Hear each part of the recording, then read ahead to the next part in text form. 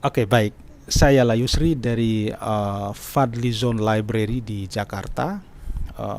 Saya ditemani oleh Mas Gegi Rianto. Dr. Gegi Rianto adalah pengajar di Universitas Indonesia, pengajar antropologi yang kemarin meneliti mengenai tokoh yang di Buton dan di Muna dianggap sebagai seorang dalam tanda petik suci atau wali lah, yang kebanyakan kita menganggapnya seperti itu. Di samping Mas Gegir ada Paduka yang mulia Lauderiago. Beliau nanti akan memberi penjelasan kepada kita semua terkait dengan bagaimana sejarahnya ini Laudevuna, terutama dari perspektif orang Muna. Baik, sebelum itu saya barangkali menyapa Mas Gegir, apa kabar? Sehat Sehat. dan baik tentu saja. Baik, kita bergantian mic karena cuman ada dua dengan Paduka yang mulia. Pak Duka, Pak Riago, apa kabarnya? Alhamdulillah. Oke, baik. Saya sampaikan terima kasih atas kesediaan dua narasumber kita ini untuk berbincang di tempat ini mengenai Laudevuna. Saya barangkali akan ke yang di dekat saya dulu, Mas Gegir dulu. Mas Gegir, Anda sudah ke Pulau Seram, Anda kuliah S3 di Jerman, jauh sekali, dan Anda bukan orang Muna, bukan orang Buton, orang Jawa, kuliah di Jerman, tapi memilih meneliti seorang yang jauh dari keseharian Anda.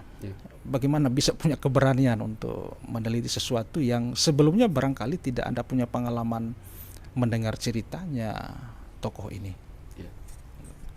Oke, mungkin jawaban paling pertamanya adalah biasanya antropologi. Di antropologi itu kami dilatih untuk melakukan penelitian di sebuah tempat yang jauh, tidak selalu harus jauh secara ruang ya, tapi bisa juga berbeda secara kebudayaan, dan kadang kan yang berbeda itu bisa ada di dekat kita. Tapi memang juga pada praktiknya banyak yang melakukan penelitian di tempat yang jauh, seperti mungkin kalau kita melihat ada orang dari Jerman gitu penelitian di Indonesia, ada kemungkinan besar dia itu antropologi. Dan saya sendiri memang dalam sejarahnya saya pertama kali itu tiba dan kemudian boleh dibilang di drop di Seram itu pada 2015, dan saya belum pernah ke Maluku pada saat itu.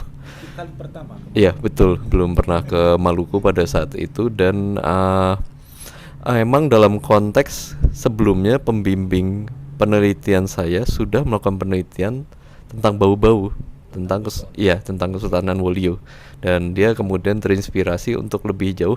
Dan tentu saja pembimbing saya juga antropologi dan antropolog, dan dia terinspirasi lebih jauh untuk melakukan penelitian tentang orang Buton, tapi bukan yang di Buton. Tentu saja jadi perantauannya. Kami kemudian pergi ke Seram dan dia terinspirasi juga untuk meneliti tentang bentuk-bentuk hubungan sosial antar kelompok yang ada di sana. Dan kemudian saya diminta untuk penelitian di drop, tepatnya di Kampung Buton.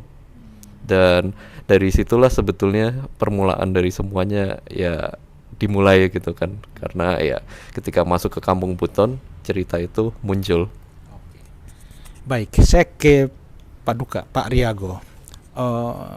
Bagaimana yang mulia mengetahui cerita mengenai Laudevuna ini? Bisa barangkali sejarahnya diceritakan dari bagaimana orang-orang Muna memahami tokoh ini. Tokoh ini menjadi sangat terkenal sebenarnya justru tidak di Muna, tidak di Buton, justru di luar, di Seram. Orang ini luar biasa dikultuskan. Mungkin yang mulia bisa menceritakan. Ya, terima Silakan. kasih. Pertama-tama saya ucapkan terima kasih atas kesediaannya yang mulia Mas Geger, dan juga budayawan kita yang mulia Pak Yusri. Pertama, bahwa Laudevuna ini ada yang mengatakan juga anak dari Om Tutusannya, dan ada juga mengatakan dari anak Sugi Manuru. Dari anak Sugi Manuru. Dari cucunya Sugi Manuru. Cucunya Sugi Manuru. Iya, anak dari Wade Pogo. Jadi Sudimanur ini dia peranakan Wade Pogo. Wade Pogo ini dia peranakan Lode Puna atas pernikahannya dengan Syekh Abdul Wahid. Ya, mungkin di sekitar tahun 500-an, ya, 1500-an, 1600-an. Jadi begitu menjadi suatu cerita kita punya leluhur bahwa Lode Puna ini dikategorikan sepotong manusia, sepotong ular. Iya. Tetapi yang sebenarnya aplikasinya tidak seperti itu. Kenyataannya tidak seperti itu karena apa yang menjadikan suatu juga penelusuran kami sampai ke NTT di kerajaan Larantuka, Lamahala, di Solor sana, bahwa Lode Puna ini punya peran sampai ke sana untuk share Islam sampai ke Solor, malah berkembang sampai hari ini sampai di Raja Ampat Papua. Waigeo. Tapi kalau kita berbicara tentang untuk perannya di Seram, itu sudah menjadikan suatu cerita dari leluhur sampai hari ini. Kita memang itu ada bahwa leluhur kami itu ada di Pulau Seram sana. Tetapi kita juga sampai kemarin ke kerajaan Lamahala sana, ternyata di sana beliau ini Lode Puna ini dia sebagai salah satu penyiar Islam juga di wilayah Solor dan sekitarnya. Adonara. Sampai terakhir pengembangan terakhir kemarin yang kita dengar lagi pengembangannya sampai di Raja Ampat. Ini akan menjadikan penelusuran kami lagi dengan Yang Mulia Pak Yusri. Kalau Mas Geger juga bersedia, nanti kita atur waktu kira-kira kapan kita. Karena memang kita senang dengan untuk menelusuri kita punya perkembangan di luar gitu. Jadi Lode Puna ini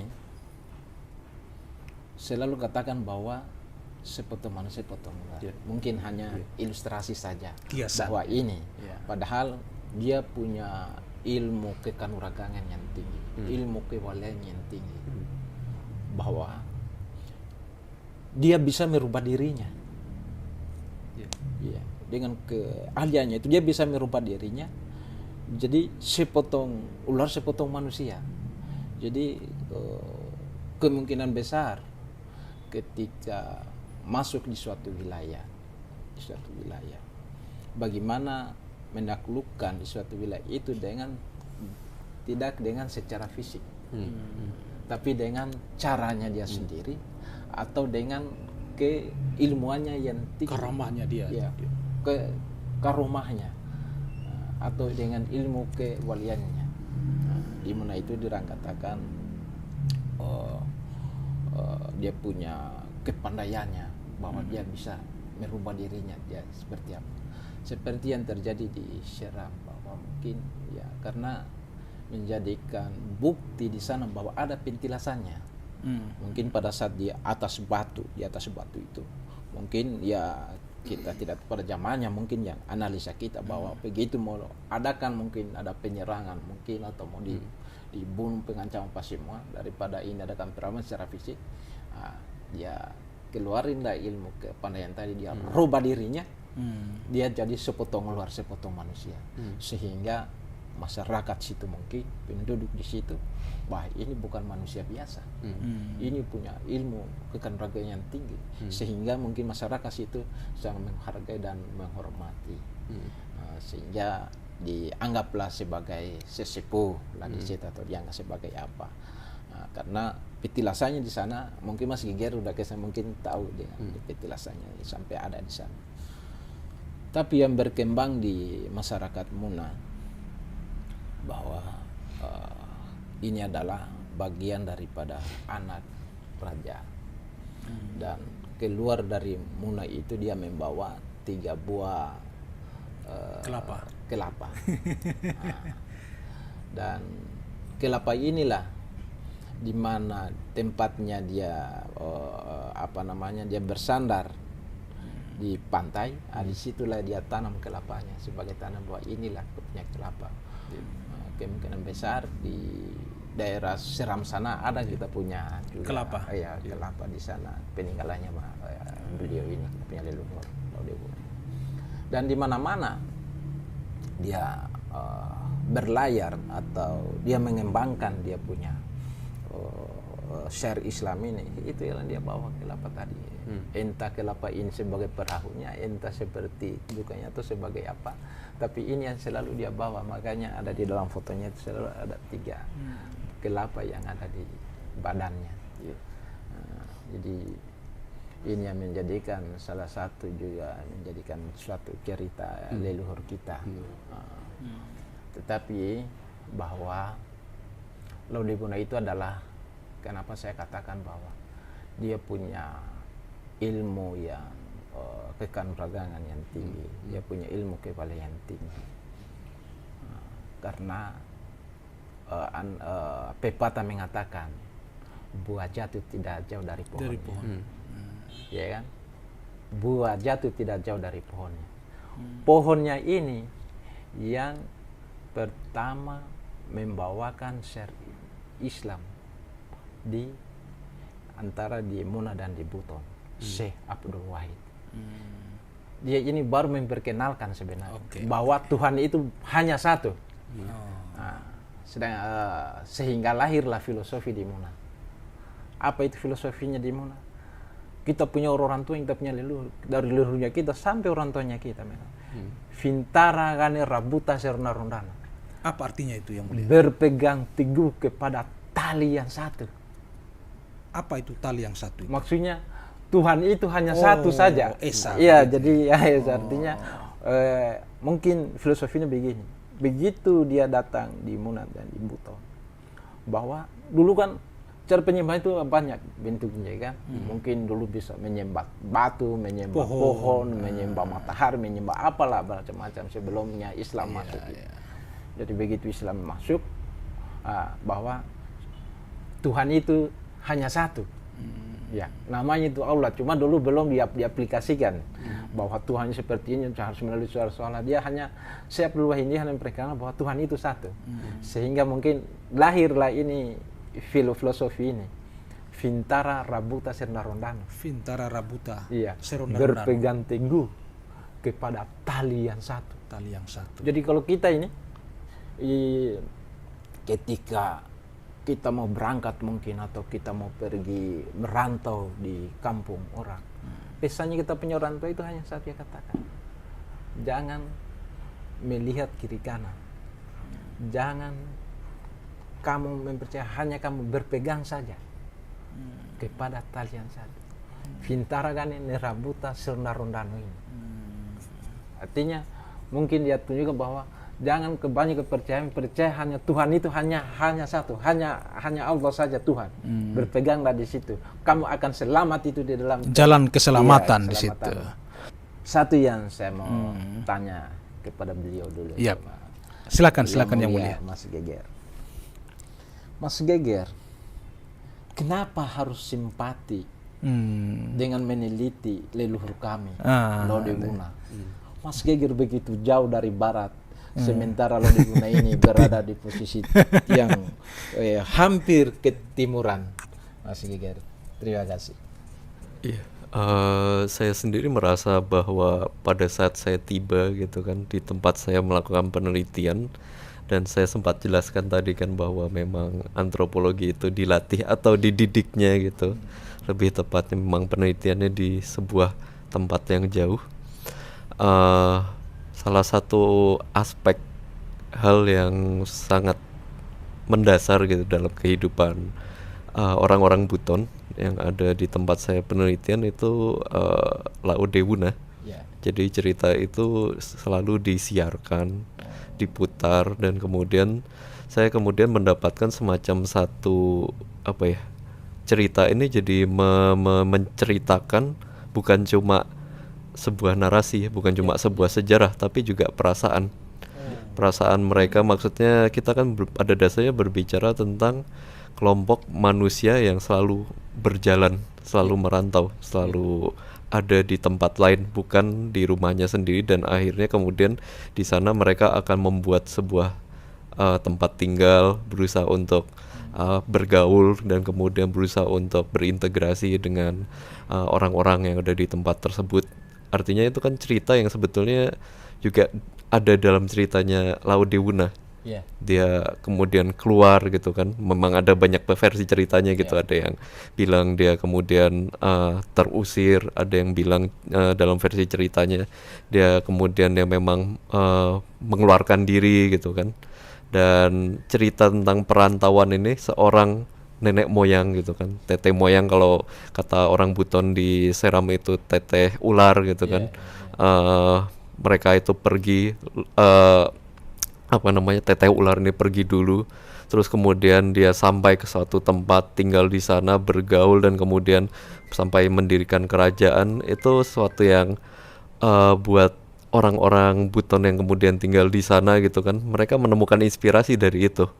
Satu, mereka menemukan inspirasi dari itu, dan kedua, mereka menemukan perasaan mereka juga dibenarkan. Jadi mereka ingin pada saat mereka ada di suatu tempat, mereka tidak selalu dipandang sebagai orang luar. Karena kan dipandang sebagai orang luar pada dasarnya sesuatu yang menyakitkan, dan banyak dari teman-teman Buton ini yang sudah tiba di Maluku itu bukan tiba misalkan beberapa tahun lalu, tapi sudah 3 generasi lalu. Tapi karena memang statusnya dan memang karena adat di Maluku yang cukup keras ya, jadi untuk pendatang untuk mendapatkan status sebagai orang dalam itu memang sangat sulit gitu kan. Dan yang terjadi adalah mereka kemudian mengangkat cerita Laodewuna lagi, yang kebetulan juga diceritakan oleh masyarakat yang ada di Pulau Seram gitu, sebagai bagian dari cerita sejarah mereka gitu kan. Mereka itu mendapatkan cerita, wah ternyata ada teteh kami yang sebelumnya sudah ada juga di sini. Jadi bahwa sebetulnya kami juga punya cerita yang cukup lama gitu kan, di pulau yang sebenarnya ada di luar pulau Buton ini gitu kan. Jadi sebetulnya cerita Laodewuna ini jadinya bukan cuma sekedar cerita sejarah lagi, tapi juga cerita yang ada resonansinya dengan nasib yang sedang dijalani oleh orang-orang Buton yang ada di Maluku saat ini. Dan saya merasa, maksudnya sebagai seseorang yang berusaha untuk meneliti, saya kan antropologi dan pada dasarnya itu adalah meneliti tentang manusia gitu kan, meneliti tentang manusia, kebudayaannya, kehidupannya, kemudian bagaimana dia melihat hidup, bagaimana dia merasakan dan mengekspresikannya. Saya merasa kemudian cerita ini menjadi cerita yang mengekspresikan kehidupan orang-orang Buton yang kemudian sampai ke sana. Jadi mungkin itu kurang lebih jawaban saya, Pak Raja. Terima kasih. Saya mau tambah lagi sedikit. Boleh, silakan Yang Mulia. Apa ya? Dalam proses penelitian kita, ternyata sempatnya untuk meneliti Laodewuna sampai menjadi penelitian terbaik di Jerman. Apakah dalam proses ini ada kan apa yang katakan tadi bahwa punya karoma, punya karismatik?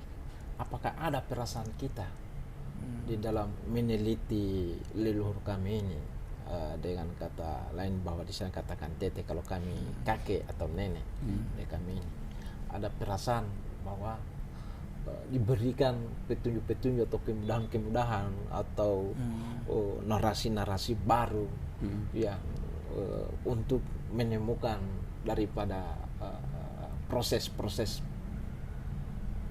perjalanan ini. Kayak artinya pasti ada perasaan kalau kita kan kayak gimana ada getaran. Ada getaran atau biasa tiba-tiba langsung ada. Artinya kalau kita melihat peneliti ini sudah kancah dunia loh. Iya kan? Yang Mulia Mas Geger yang sangat luar biasa sampai ke Jerman sana, yang meneliti bukan cuma satu, banyak. Tapi kenapa kita yang terbaik di sini? Ya kan? Kenapa kita yang terbaik? Kira-kira adakah perasaan? Macam contoh saya kemarin, macam saya sebagai busana terbaik di Istana Negara ya.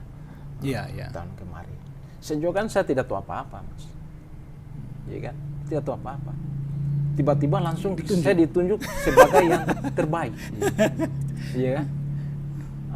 Cuman memang di dalam proses perjalanan saya ini memang semacam ada keunikan-keunikan di luar daripada nalar kita, di luar daripada jangkauan pemikiran kita, bahwa kok seperti ini, iya. Karena macam perjalanan juga saya ini kan kan hanya lillahi ta'ala. Karena kita mau misalkan kita punya leluhur, kita hanya bagaimana macam pakaian. Ini pakaian kan suatu yang merasa bangga, itu kan kita punya leluhur, dia yang mendesain ini awal, kita tinggal aplikasikan saja dengan perkembangan zaman. Bagaimana kan lebih cantik, dia lebih manis, lebih pandang, itu akan sesuaikan dengan perkembangan zaman yang tidak merubah daripada tatanan atau struktur pakaian sini. Kembali ke tadi, kira-kira apa perasaan kita sampai menempuh kita yang terbaik, kan pasti merasa bangga. Tapi sebelum menempuh di sini kan ada kaidah-kaidah yang tak punya perasaan, atau mungkin ada yang susah. Kalau tiada rahmat pasti tidak akan mulus ini perjalanannya, Mas Gegerin yang mulia. Kira-kira Jadi barangkali barangkali poinnya ini, Pak Duka ini yang mulia, adakah sesuatu yang mistik, ya, pengalaman Mas Geger selama meriset tokoh ini? Karena tokoh ini memang dalam lingkaran mistik itu. Dalam proses meneliti tokoh ini, barangkali sesuatu yang mistik pernah Mas Geger alami, atau yang kira-kira terkait yang spiritual itu. Karena orang-orang Muna Buton yang memasuki bagian ini selalu ujungnya akan sampai tertumbuk dengan hal itu. Karena tokoh ini dibungkus dalam bagian itu. Kemudian barangkali selain itu, saya sekaligus supaya nanti Mas Geger terangkan soal tokoh ini selalu lekat dengan membawa kelapa yang 3 itu, dan diasosiasi dalam bentuk badannya yang setengah ular. Saya mengulang yang kemarin sudah kita bincangkan, mengapa ular dan mengapa kelapa gitu. Dalam perspektif antropologi, simbol apa dua benda ini? Kenapa tidak dia memanggul pisang atau pepaya? Kenapa kelapa gitu? Kelapa ini dalam antropologi apa sih? Dan mengapa badannya itu digambarkan setengah ular? Mengapa bukan singa misalnya, bukan naga misalnya, bukan kuda, tapi ular? Ular ini apa ini dalam pandangan antropologi? Satu mungkin dari kelapa dulu ya. Kelapa itu menyatukan dunia, saya bisa bilang. Kelapa itu suatu yang menyatukan dunia, karena kan dia pada dasarnya nanti jadi komoditas yang akan diekspor dari banyak tempat yang ada di kawasan timur Indonesia kan, dari itu di Maluku, Ambon gitu kan, Seram, kemudian sampai dengan Papua pesisir itu kan sangat banyak kelapa. Dan kelapa ini ekspornya ke dunia barat itu meningkat dengan sangat drastis pada akhir abad 19 awal abad 20. Dan itu yang sebetulnya menyebabkan orang-orang bergerak semua gitu kan, dari orang-orang dari Sulawesi Tenggara bergerak kemudian ke Maluku gitu kan, kemudian mereka tinggal gitu bersama orang-orang di Maluku untuk membuka kebun kelapa gitu kan. Jadi dia menyatukan sangat banyak gitu kan, bukan cuma menyatukan yang ada di Sulawesi dengan yang ada kemudian di Maluku, tapi juga kemudian yang ada di belahan dunia kita ini kemudian ke belahan dunia yang ada di balik sana gitu kan, dunia timur dan dunia barat gitu kan, kalau kita mau bilang seperti itu. Jadi kelapa itu satu hal gitu kan, satu hal yang kuat, simbol budaya yang kuat juga. Dan kedua, ular. Jadi kan tadi kan juga ditanya gitu kan, apakah ada kekuatannya gitu kan dari leluhur ini, dari teteh ular ini gitu kan. Kalau yang saya rasakan gitu kan, saya sebagai seseorang yang mempelajari antropologi dan mempelajari beberapa teori ya, memang biasanya hal yang tidak masuk akal itu hal yang lebih mudah kita ingat lama gitu. Lebih mudah kita ingat lama. Jadi misalkan dalam mengingat diantara itu, dalam kita mengingat di kelas gitu, saya sebagai dosen kan mengingat biasanya kan berusaha untuk mengingat mahasiswa gitu kan. ketika ada mahasiswa yang berbeda sendiri, saya akan dengan mudah ingat. Misalkan ada mahasiswa saya warga negara asing gitu kan, bule gitu kan, dari misalkan Belanda gitu kan, semuanya yang lainnya Indonesia, saya mudah ingat. Mudah ingat yang berbeda. Iya. Jadi ini teori yang dikembangkan oleh antropologi kognitif, hal yang tidak masuk akal. Sebetulnya kalau bahasanya antropologi kognitif ini, hal yang counterintuitif, melawan intuisi kita, itu akan mudah diingat. Dan hal yang paling salah satu kalau dibilang fauna di dunia yang paling counterintuitif melawan intuisi kita itu adalah ular. Karena tidak ada bentuk. Tidak ada bentuk kan, semua fauna di dunia ini punya bentuk rata-rata gitu kan. Maksudnya yang bisa kita lihat di darat lah. Kalau di laut kan mungkin akan lebih banyak yang bentuknya aneh lagi gitu kan. Tapi yang sehari-hari kita lihat kan rata-rata punya bentuk gitu kan, dari kucing, rusa gitu kan, kemudian sapi gitu kan, kerbau, itu kan semua punya bentuk. Tiba-tiba ada ular yang dia bergeraknya pergerakannya saja sangat menyihir kita kan. Pergerakan itu yang kemudian pergerakan orang menari itu kan seperti pergerakan ular dan karena itu kan kita mengingat misalkan orang yang menari dengan indah itu yang gerakannya seperti ular gitu kan. Jadi dengan saya ini yang saya masih jadi misteri sejarah buat saya gitu kan. Sejak kapan gitu kan Teteh Una gitu kan sampai kemudian terkait dengan ular gitu kan. Tapi ya keterkaitan dengan ular itu kemudian membuat dia menjadi satu sosok yang sangat mudah diingat gitu. Jadi maksudnya bahkan di antara masyarakat yang ada di Seram pun gitu kan, masyarakat adatnya, mereka karena mengingat Laodewuna dengan ular, jadi tidak lupa gitu kan. Itu jadi cerita yang tidak pernah dilupakan gitu kan, tidak pernah dilupakan, bisa jadi dari beberapa generasi lalu gitu kan. Saya tidak tahu seberapa panjang generasinya gitu ketika mereka pertama kali mendengar cerita ini gitu kan, dan membayangkan adanya manusia separuh ular gitu kan. Yang pasti memang karena dia lekat dengan ular itu, dia menjadi sangat diingat. Kalau istilah orang mungkin enigmatik menyihir gitu kan. Jadi memang saya nggak tahu sejarahnya dia kapan gitu terkait dengan ular, tapi ini membuat dia menjadi sosok yang sangat menarik dan menggait perhatian sangat banyak masyarakat di berbagai tempat lah. Menarik Mas Geger. Yang mulia masih ada yang ada lagi. Silakan. Menurut Yang Mulia Mas Geger, kira-kira di hasil penelitian kita yang ada di sana, kira-kira di sekitaran tahun berapa menurut Mas Geger tahunnya ini adanya Laodewuna ini? Perkirakan kira-kira di angka tahun 1700-an. Kalau kami itu di 1700 1500-an 600-an.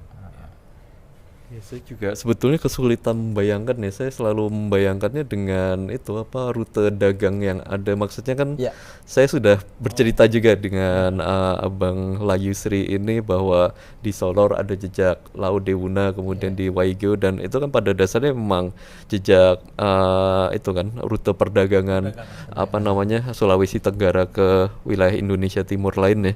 Dan itu juga sebetulnya rute itu sudah ada dari sangat lama gitu kan, dan salah satu pendorongnya kan juga cengkeh ya.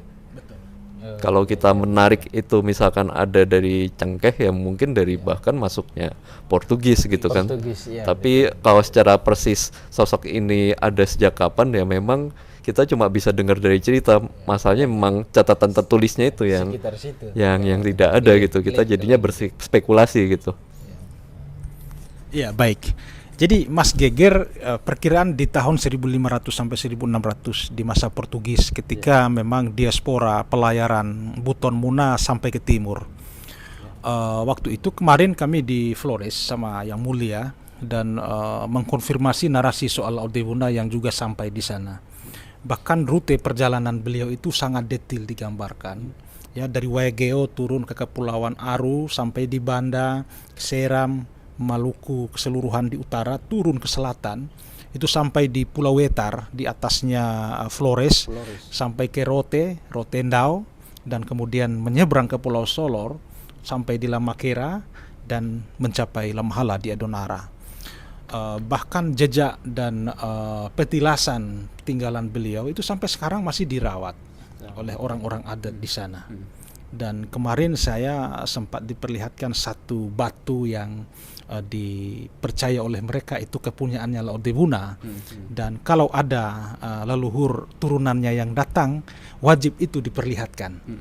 Dan saya datang ke tempat itu hanya untuk ditunjukkan itu batu.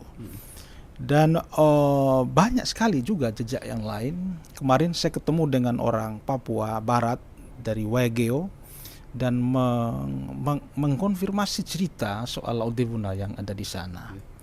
Makanya menjadi menarik yang mulia bahwa ekspedisi kita setelah kemarin di Adonara dan Flores di selatan, itu kita terus naik ke utara untuk sampai di Waigeo itu dan Kepulauan Banda. Karena jejak Laodebuna itu juga sangat kuat di situ. Saya kira itu yang mulia, penjelasan Mas Geger saya kira sudah cukup baik. Kita akhiri perbincangan ini sampai di sini. Nanti barangkali bisa kita lanjut pada sesi kedua yang lain. Oke. Terima kasih.